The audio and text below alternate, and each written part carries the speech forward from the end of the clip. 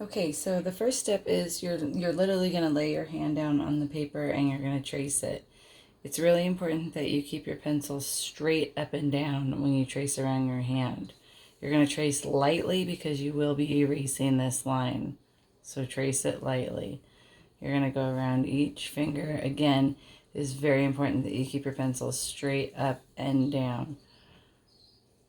You do not want to dip underneath your fingers or that will look terrible. You'll look like you have some weird alien fingers or something. And I do encourage you to do your wrist. Gives you more to work with. So I know that's really hard to see. Let me bring it up so you can see my hand. Now, what happens if you dip under? If you dip under or go too fast, see how my pencil is slanted now and not straight up and down, straight up and down, slanted, okay? That's what happens. It looks terrible. You do not want your tracing to look like this. That's awful. Okay, grab my ruler. I'm gonna make a mark down each side of the paper every half an inch. So on your ruler,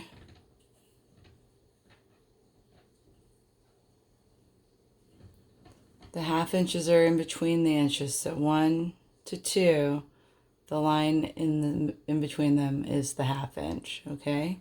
So every half inch. So I'm going to go half inch, 1, 1.5, 2, 2.5, 3. I'm going to do that down both sides of the paper. So I'm lining up my paper right now with the ruler, making sure that it's even. I'm going to hold on to everything with my hands so it doesn't shift. Now I'm going to go half, 1, 1.5, 2, 2.5, 3, 3.5, 4, and so on.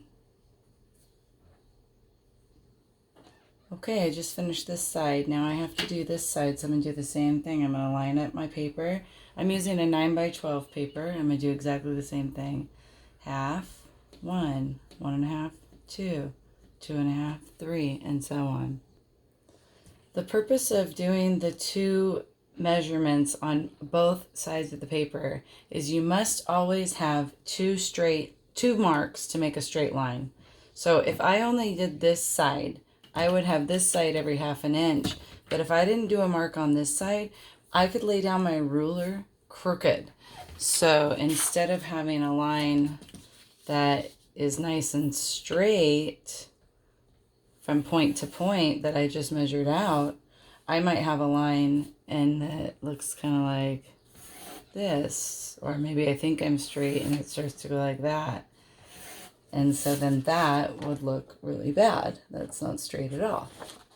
So now we know for sure. So we're going to take our ruler, we're going to line up those two marks, and we're going to make a straight line.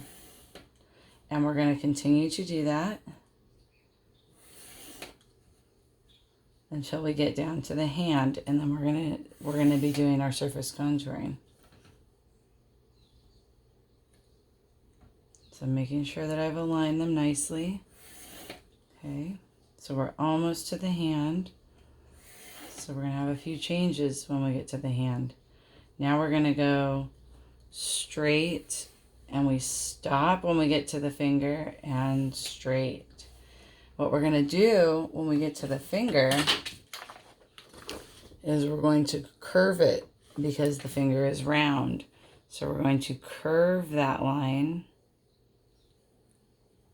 over the finger. That's going to give us the appearance and illusion of depth, that there is a form. So I'm going to stop at the finger, straight, stop at the finger, straight, stop at the finger, and straight.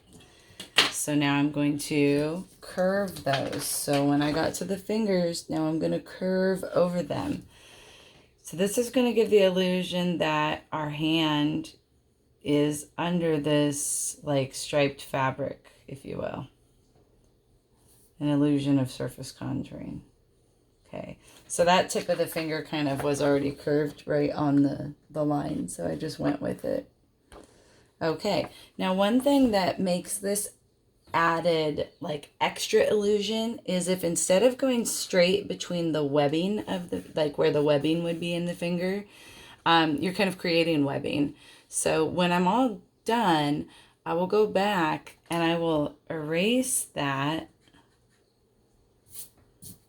and I'm going to drop it a little bit. So I call this bump, dip, bump, dip. So I allow the line in between the fingers to dip a little bit. And that really helps to make it look like surface contouring, like it's dragging in between the fingers.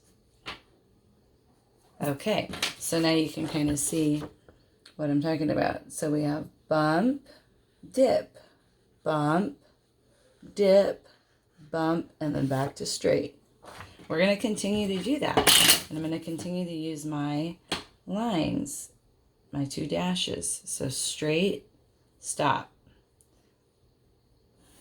And I didn't do it in between the fingers this time because I'm going to go ahead and do my dip. Okay? So we're going to go here. We're going to go straight. I stop at the finger. I'm going to go over here straight.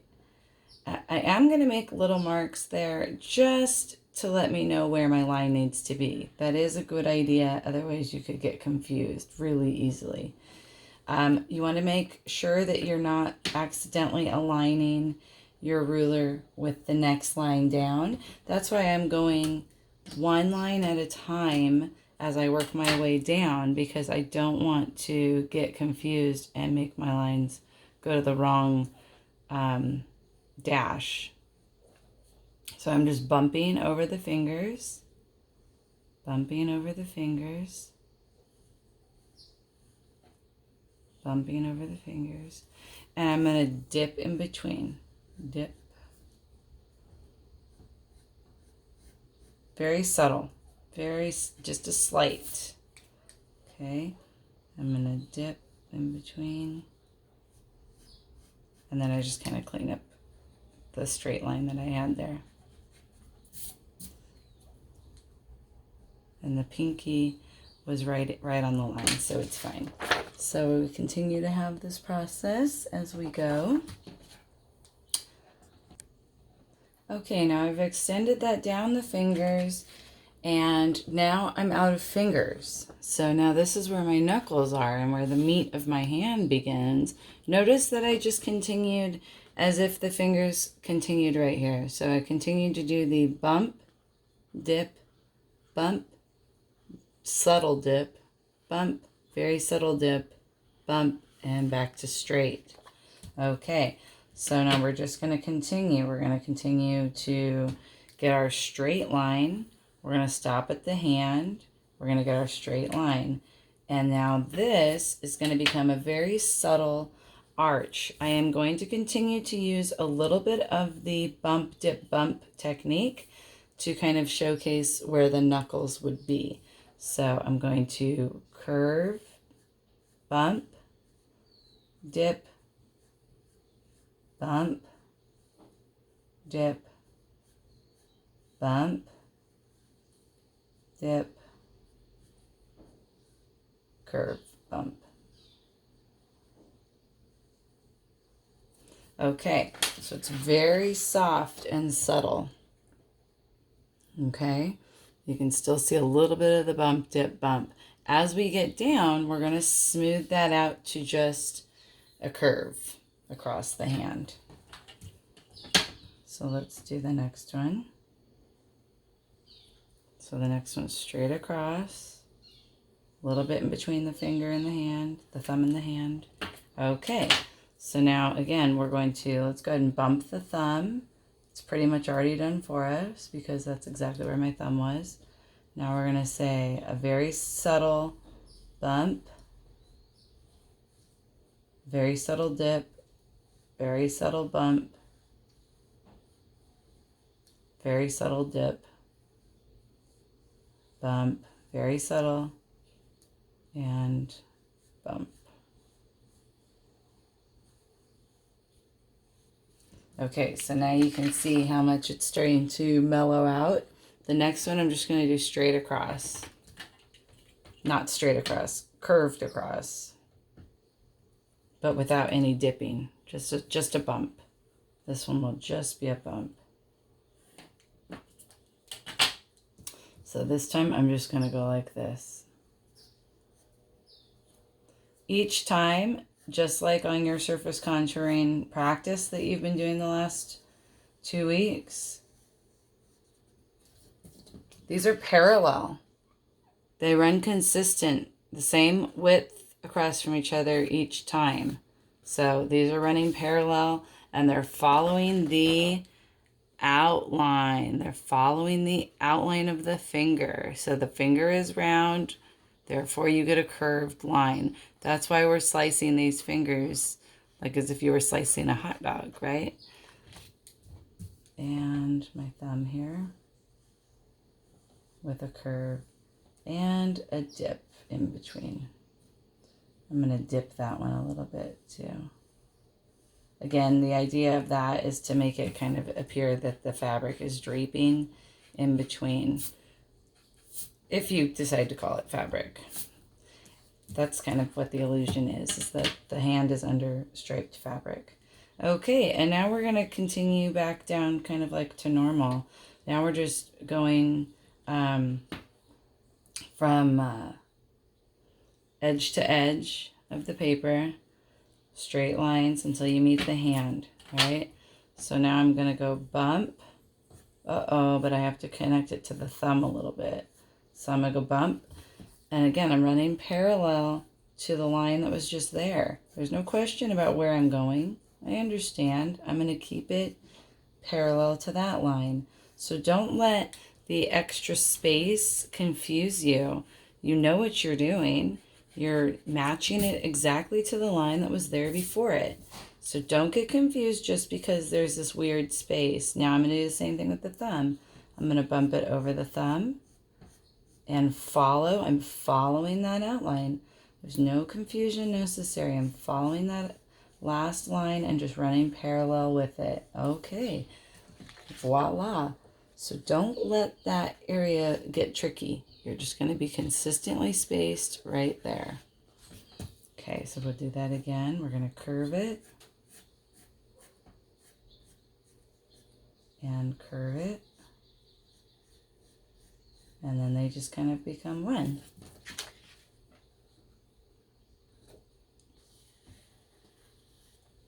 Okay, and now we're just going to finish the hand and curve over the wrist.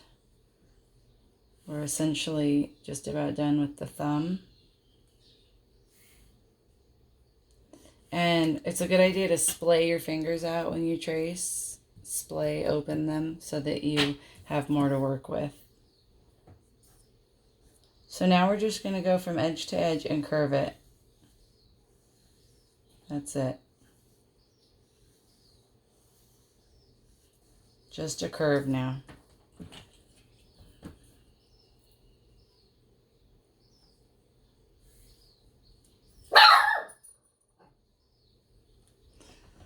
So we're just going to continue from here and work our way down the hand. We're almost finished, and then we get to color it. Okay, so we're going to go one more, guys.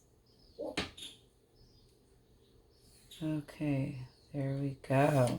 All right, now I just have to finish curving.